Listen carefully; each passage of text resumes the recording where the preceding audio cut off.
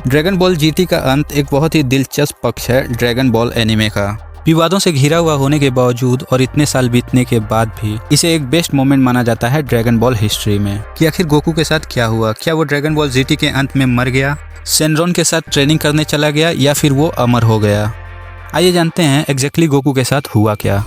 Episode 64 में, जो कि फाइनल एपिसोड था जीटी का, सेनरॉन बिना किसी के बुलाने पर ही समन हो गया।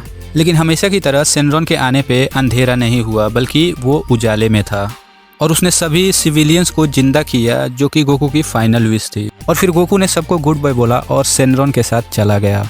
तो आखिर वो गया कहाँ? हमें सबसे पहले ये देखना होगा कि ओमेगा सेनरॉन से फाइट के दौरान क्या क्या चीज़ें हुई। इस फाइट के दौरान गोकू ने अपना सब कुछ दे दिया ओमेगा सेनरॉन को हराने के लिए, क्योंकि उसे पता था अगर वो ओमेगा सेनरॉन को नहीं रोक पाया तो वो अपने फैमिली, फ्रेंड्स, यहाँ तक कि अपने होम प्लेनेट को भी खो देगा। जब ओमेगा ने एनर्जी ब्लास्ट किया तब गोकू ने वेजिटा को धक्का दिया और खुद उस एनर्जी ब्लास्ट के सामने आ गया। गोकू अपने बेस फॉर्म में ही था और उस टाइम पे वो वेजिटा से भी ज़्यादा वीक था। गोकू ऐसे एनिमी के अगेंस्ट था जिसके सामने सुपर साइयन 4 भी इनफ नहीं था, इसलिए ये तो क्लियर था कि गोकू उस एनर्जी ब्लास्ट से बच नहीं पाएगा। लेकिन गोकू ने उस एनर्जी ब्लास्ट को रोक दिया अर्थ को डिस्ट्रॉय करने से, और हमें सिर्फ एक बड़ा गड्ढा देखने को मिला। ओमेगा भी हैरान था क्योंकि उस अटैक को रोकने की ताकत गोकू में नहीं थी, क्योंकि वो तो सिर्फ अपने बेस फॉर्म में ही था। फिर ओमेगा का रिप्लाई था कि गोकू ने किसी तरह अर्थ को बचा लिया अपनी जान गंवाकर। वेजिटा और बाकी सब भी गोकू की एनर्जी को सेंस नहीं कर पा रहे थे। और दोबारा जब वेजिटा और बाकी सेनरॉन से लड़ रहे होते हैं और हारने वाले होते हैं, उस टाइम हमें गोकू की एक झलक देखने को मिलती है, जो कि पूरे यूनिवर्स से हेल्प मांगता है ओमेगा सेनरॉन को हराने के लिए। लेकिन गोकू को इस टाइम तक मरा होना चाहिए था, और ऐसा था भी क्योंकि कोई इसकी एनर्जी को सेंस नहीं कर पा रहा था। यहाँ तक कि इतना स्ट्रॉन्ग होने के बाद भी ओमेगा सेनरॉन भी गोकू की ताकत को सेंस नहीं कर पाया था। लेकिन गोकू एक बार और उठा और उसके ऊपर स्पिरिट बॉम्ब था, और गोकू ने कहा कि जब तक मैं तुम्हें मारकर अपनी फैमिली और फ्रेंड्स को सेफ ना कर लूँ तब तक मैं नहीं मर सकता।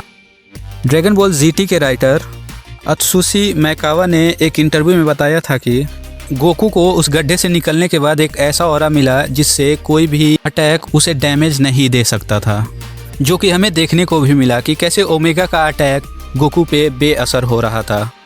और ये अजीब भी था या फिर किसी और चीज़ की ओर इशारा कर रहा था, क्योंकि ड्रैगन बॉल हमेशा ईस्टर्न फिलोसफी से प्रेरित रहा है, वायरिफेशन, जिसका अर्थ है चेतना का उच्च स्तर प्राप्त करना।